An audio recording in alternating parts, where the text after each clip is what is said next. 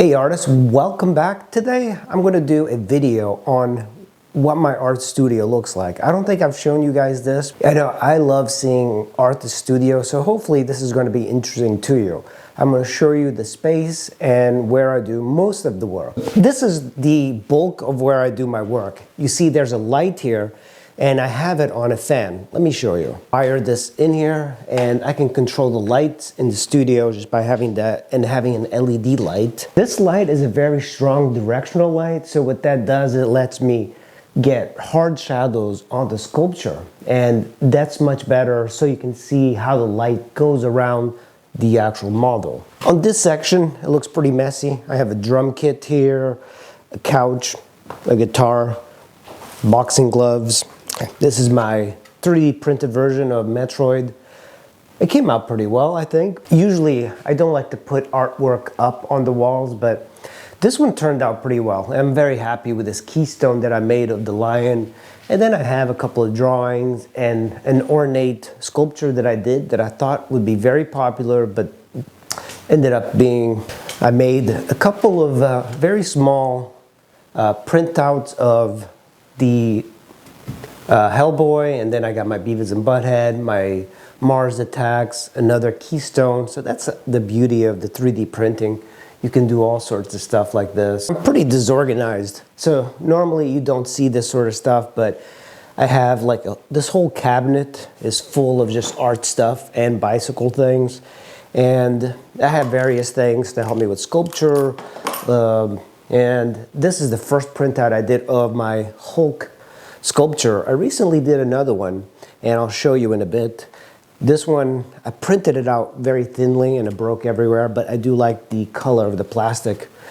And all of this stuff, I just have various things left and right. They don't make a lot of sense, but I just keep things, and I try to keep it nice and organized, but it's very difficult for me. Various tools that I don't use all that much. You know, I try to stick with the same stuff over and over.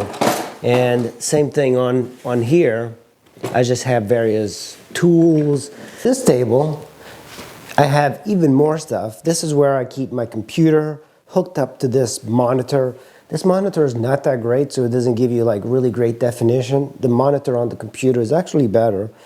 And then I have other various things. And sculpture, so I have my écorché, a Isidore Bonheur, this écorché of the horse.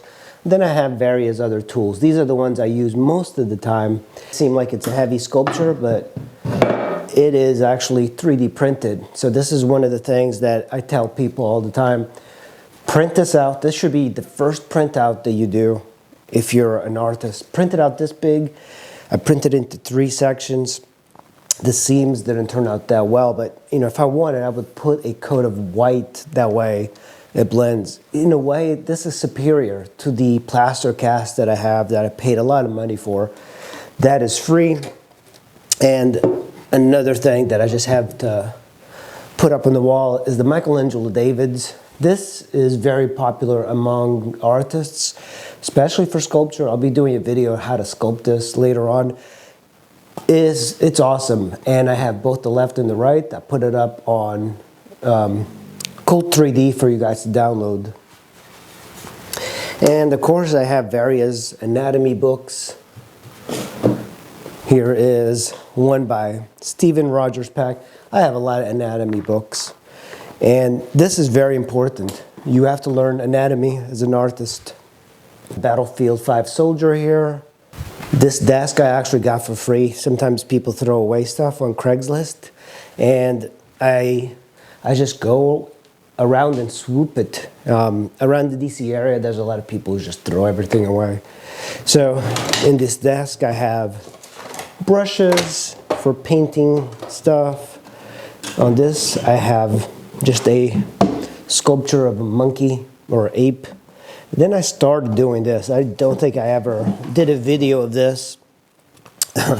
This might seem a little bit strange, but it's a ball door knocker I was doing from the movie Scary Movie, but I gave up on it. I don't know if you guys want me to do this, post up in the comments below. And I have My cloths, these are shop towels. I use these a lot. If you guys see me do videos, this is the way I blend using water clay. It doesn't work with oil-based clay, so you don't need that for that.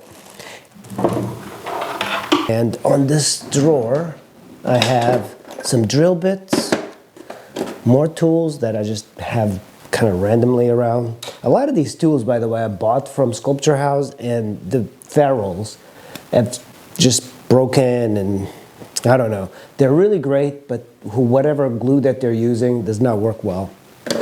And then on this one, I have armature wires. So this is how you build armatures using this stuff. It's it's alloy armature wire. Comes in different thicknesses. I have random little things here that are broken off from the Sculpture House because they always seem to break. But I do love these. Now, I bought this from Sculpture House a very long time ago. It was very expensive. I don't recommend actually getting this. It was a splurge on my part, and I'm pretty happy with just a wooden one.